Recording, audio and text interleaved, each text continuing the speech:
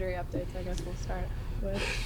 The only two guys that won't play are Shane and Adoree. So all the limited guys are good. Yeah, I mean we'll go through today, but I think we should be good. Should be. Have you changed your plans for travel, or are you just going to continue what you had scheduled? I'd say that Jimmy Phelan is monitoring that. I know there's some weather, so leave it to him. They've won a ton of one-score games, like you guys. Like, do you see similarities, or what? Even just to do that, what's the keys for teams to pull those types of games out consistently? Well, credit to players first. They're making the plays in crunch time. You know, those 4 or 5 plays, whenever they are, and they're executing well under pressure. I think their coaching staff does a good job. Their players do a good job. They play for 60 minutes, and you know, credit to those guys. They make plays when they need to make them. What kind of a challenge is Jefferson? Significant. You can put the tape on, and you know, Jerome showed me a bunch of plays last night where teams have them double teamed and the safety over the top of them, and Cousins is still throwing it to them, and it's, you know, you tell the quarterback, hey, you know, there's 2 guys there and a safety over there, but he trusts them. He's an exceptional player. Yeah, he's tough to defend. How much more difficult has it made the challenge of playing like the A.J. Brown, Terry McLaurin, now Jefferson, when you don't have Adoree? Well, I'd say you got to play good team defense when you have a good receiver like that. I mean, those really top receivers, I mean, usually they're going to get theirs. You know, I had Steph at Buffalo, and we'd throw it to them. You know, it's kind of the same way that they're throwing to them at Minnesota. You know, a really good receiver, like a top guy. Those guys you mentioned, all 3 of them are in the Pro Bowl, and then this one is. So all 4 of them, they're difficult to defend. Kind of along those lines with Jefferson, like you mentioned with Diggs, they can move him. They move him everywhere. All around in the slot, even in the backfield. They move everywhere. Yeah. So obviously he's smart, and he did a lot of that at LSU too. He played in the slot. He played outside. He just, again, he's a fun guy to watch when you're not getting ready to play him. I've got a lot of respect for his game and what he's done at an early part of his career. Obviously, each of those guys are different and present their own challenges, but what have you learned from facing maybe like AJ and Terry a few times now, and learned about this team? I think it's different. Every game you play is different. Each guy's a little bit different. You know, what you try to do against particular really good players is different. You know, you can do a wide variety of things, but again, at the end of the day, most of the time those guys are going to get their touches, and you got to do a good job of tackling them, try to prevent the big ones, but it's definitely a challenge.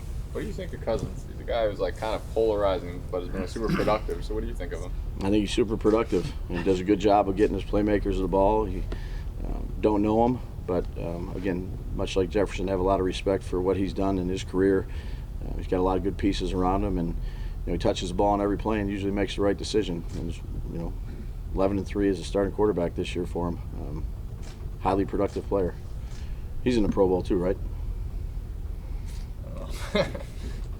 What did you think of Andrew Thomas not making the Pro Bowl? Yeah, again, the Pro Bowl, I think for any of the guys that get selected, whether you're a starter, you know, you made it, you're not a starter, or an alternate, I think that I think those guys appreciate that. Again, unfortunately, everybody can't make it, but you know, those guys are. You know, Andrew's a good player for us. Glad he's on our team, and I look forward to seeing him play here the rest of the way.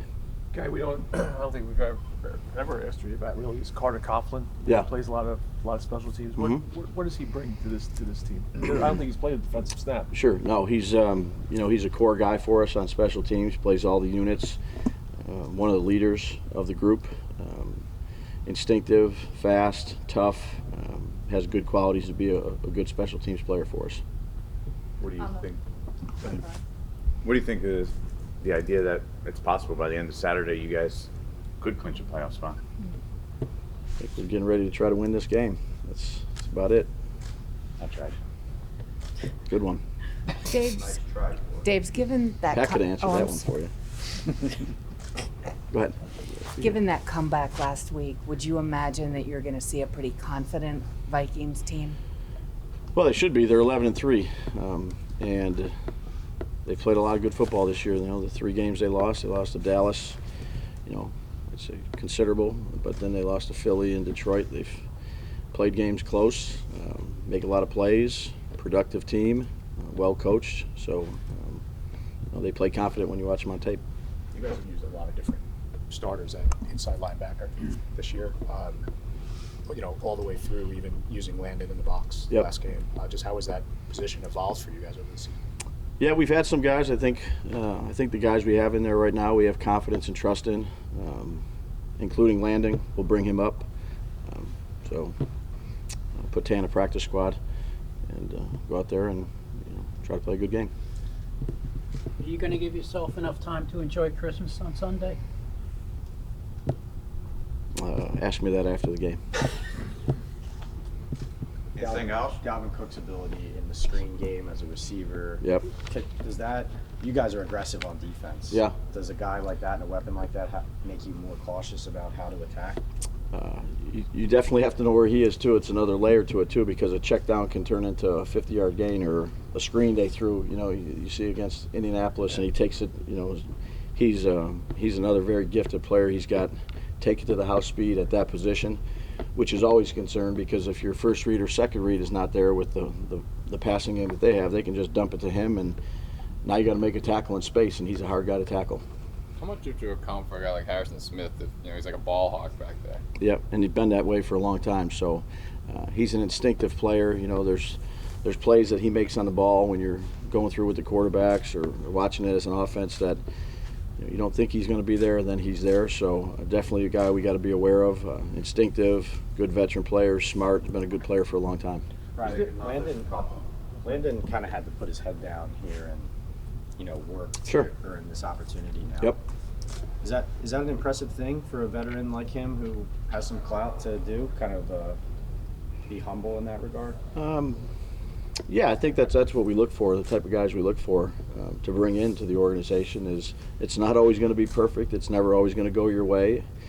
Come in with a good attitude, continue to work, continue to earn it. And again, that's not easy to do, whether it's Landon or a guy like Slayton you guys asked about earlier. There's a mental toughness that you need to have to play this game, and it's not just after a loss. Maybe it's from play time, maybe it's another thing that you got to keep pushing and keep a positive attitude, and he's done that. Dave's on Saturday, will being indoors change at all how you look at your field goal unit and distance and all of that kind of stuff? Yeah, absolutely. Okay. Yeah, because out here you don't know. I mean, sometimes that changes. Usually right before the kickoff, I'm talking to Graham. So he's out there practicing, and I'll go up to him. And I usually walk out there to where he's practicing when we come out and ask him how it changed, because he never likes to give me the answer in pregame, just because playing outdoors in the Northeast, it's it's a challenging place to kick. So you have a controlled environment, it's absolutely different. Would you What do you go think a of the little environment? longer? Like, would you be willing to take a longer kick there, or is that not exactly part of the? No, definitely. Okay. Yeah, yep. Thank you. What do you think of the environment there The environment is in that stadium? Yeah, it's pretty cool. Great fan base. They got a team that's playing well. It is loud. I mean, it's very loud. They got the Skol chant. We heard you playing school yesterday. You did? Yeah. A little bit. Must have been in Pat's car over there. Yeah, no, was it's just going through it's the building, loud. I guess. It's loud. It's you. The communication aspect of it is always difficult when you play on the road. And then you play indoors with a packed house. It's hard to communicate, particularly on the offensive side of it. Just working on silent counts all week. Signals. There's a lot of things that go into it, and you try to prepare the best you can. But it's never the real thing until you're out there. It's loud.